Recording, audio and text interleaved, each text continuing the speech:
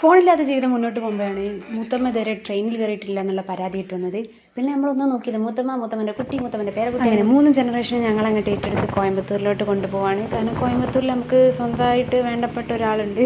First time ആയിട്ട് ട്രെയിനിൽ കയറാൻ പോവാണ്, ഞാൻ പറഞ്ഞല്ലോ. അപ്പോൾ മൂത്തമ്മ ഭയങ്കര ടെൻഷനിലാണ്, ഭയങ്കര എക്സൈറ്റഡുമാണ്. ഇത് ഭയങ്കര ക്വസ്റ്റ്യൻസാണ്.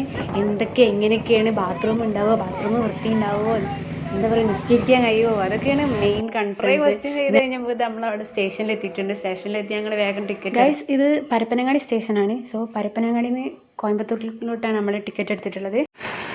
മൂത്തമ്മക്ക് റെയിൽവേ സ്റ്റേഷൻ എത്തിയപ്പോൾ കൂടുതൽ എക്സൈറ്റ്മെൻറ്റ് കൂടി, അതേപോലെ കൂടുതൽ ക്വസ്റ്റ്യൻസും. ഒന്ന് വേണേൽ ഞാൻ കേട്ടിച്ചു തരാം, ഞാൻ വീഡിയോ എടുത്തിരുന്ന അറിയാതെ. ആ ബസ്സത്തെ അത്രയും കുലുക്കൊന്നുണ്ടാവില്ല, നമുക്ക് നിൽക്കാം, നിന്നാലൊന്നും നിൽക്കില്ല. അങ്ങനെ നമുക്ക് പോകാനുള്ള എക്സ്പ്രസ് ഇവിടെ എത്തിയിരിക്കുകയാണ്. നമ്മളൊരു 3 PM പരപ്പനങ്ങാടി സ്റ്റേഷനിൽ നിന്ന് കയറിയിട്ടുള്ളത്. ഇനിയൊരു 6:30-7 മണിയൊക്കെ ആകുമ്പോഴത്തേനും അവിടെ എത്തും. ഇൻഷാ അല്ലാഹ് നല്ലൊരു ജേണി ആവട്ടെ. തവക്കൽ അല്ലാഹ്. എൻ്റെ അനിയന്മാർ പിന്നെ ഫോൺ എടുക്കാൻ പറ്റാത്തതുകൊണ്ട് വീട്ടിലുള്ള സകല സാധനമായിട്ടാണ് വന്നിട്ടുള്ളത്. ഇതിൽ പെട്ടൊരു സാധനമാണ് ബുക്ക്. എവിടെ നിന്ന് കിട്ടിയ ബുക്കെന്നാവോ, എന്തായാലും എന്തൊക്കെയുണ്ട് അവരുടെ കയ്യിൽ. പാലക്കാട് ജംഗ്ഷൻ കഴിഞ്ഞാൽ പിന്നെ കോയമ്പത്തൂരിലോട്ടുള്ള യാത്ര, അത് റെയിൽവേ യാത്ര, അത് വല്ലാത്തൊരു യാത്രയാണ് ഗൈസ്, വല്ലാത്തൊരു അനുഭൂതിയാണ്. കാരണം ഒരു കാടിന് നടുവിലൂടെയാണ് നമ്മൾ പോകുന്നത്. ഭയങ്കര പച്ചപ്പായിരിക്കും, ഭയങ്കര മലകളുണ്ട്. ഭാഗ്യമുണ്ടെങ്കിൽ 1-2 ആനിമൽസിനൊക്കെ കാണാം. ഞാൻ ഇതിന് മുന്നേ പല യാത്രയിലും കണ്ടിട്ടുണ്ടായിരുന്നു, പക്ഷെ ഇതിലെന്തോ നിർഭാഗ്യവശാലൊന്നും കാണാൻ കഴിഞ്ഞില്ല. ഞാനാണെങ്കിൽ ഭയങ്കര എക്സ്പെക്റ്റേഷൻസൊക്കെ കൊടുത്തിട്ടുണ്ടായിരുന്നു മൂത്തമ്മയ്ക്ക്.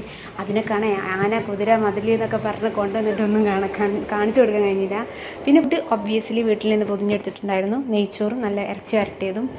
നല്ല വിശപ്പുണ്ടായിരുന്നു. പിന്നെ വീഡിയോ എടുക്കാനൊന്നും ഒന്നും തോന്നിയില്ല, ഞാൻ എടുത്ത് അകത്താക്കി. അങ്ങനെ വൈകുന്നേരം 6:26 ഞങ്ങൾ കോയമ്പത്തൂർ സ്റ്റേഷനിൽ വന്നിറങ്ങിയിരിക്കുകയാണ്. കോയമ്പത്തൂർ സിറ്റി പറഞ്ഞാൽ നല്ല തിരക്കുള്ള വലിയൊരു സിറ്റിയാണ്. പിന്നെ ഞങ്ങൾ നേരെ പിങ്ക് ബസ്സിലും കയറി നേരെ വിട്ടു ശരവണപ്പെട്ടിയിലോട്ട്.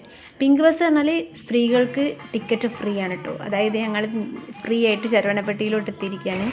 അവിടെ ഇറങ്ങിയപ്പോൾ തന്നെ ഞങ്ങൾ മലയാളത്തിൽ എഴുതി കണ്ടു റോയൽ ബിരിയാണിന്ന്. പിന്നെ ഒന്നും നോക്കിയില്ല, കയറി. കോയമ്പത്തൂർ ഞാൻ പറഞ്ഞില്ല എനിക്ക് വേണ്ടപ്പെട്ട ഒരാളുണ്ടെന്ന്. അതാ കിടക്കുന്ന ആൾ എൻ്റെ പിതാവ്. അതെ, എൻ്റെ റോയൽ ബിരിയാണി എൻ്റെ ഉപ്പാൻ്റെ കടയാണ്. ഒരു ചെറിയൊരു ഹോട്ടലാണ് കേട്ടോ. വന്നപ്പോൾ തന്നെ കണ്ടില്ല അനിയന്മാരും ഞാനും പോലീസോടെ എടുത്ത് കയ്യിലാക്കുന്നത്. ഭയങ്കര ഫ്രീഡാണ് കേട്ടോ. സ്വന്തം വാപ്പാൻ്റെ കട പോലെയാണ്, പക്ഷേ സ്വന്തം വാപ്പാൻ്റെ കട തന്നെയാണല്ലോ. പിന്നെ നമ്മൾ ഫുഡൊക്കെ അകത്താക്കി നേരെ റൂമിലോട്ട് വിട്ടു. നല്ല ശീലമുണ്ടായിരുന്നു, ഉറങ്ങി. പിറ്റേന്ന് ഞാൻ രാവിലെ എണീറ്റപ്പോൾ തന്നെ കണ്ടത് ഇതാണ്, മയിൽ പീലി വിടർത്തുന്നത്. ഈ മഴ പെയ്യുന്നതിൻ്റെ മുന്നൊന്നല്ല കേട്ടോ മയിൽ പീലി വിടർത്തുന്നത്, പകരം പെണ്ണുങ്ങളെ വളക്കാനാണ് മയിൽ പീലി വിടർത്തുന്നത്. So simple. പിന്നെ ഞാൻ അധികം വീഡിയോ എടുക്കാൻ നിന്നില്ല, എന്തൊക്കെ തിന്ന് ഉടക്കെ ചുറ്റി, അതേ ഉണ്ടായിട്ടുള്ളൂ. ബൈ.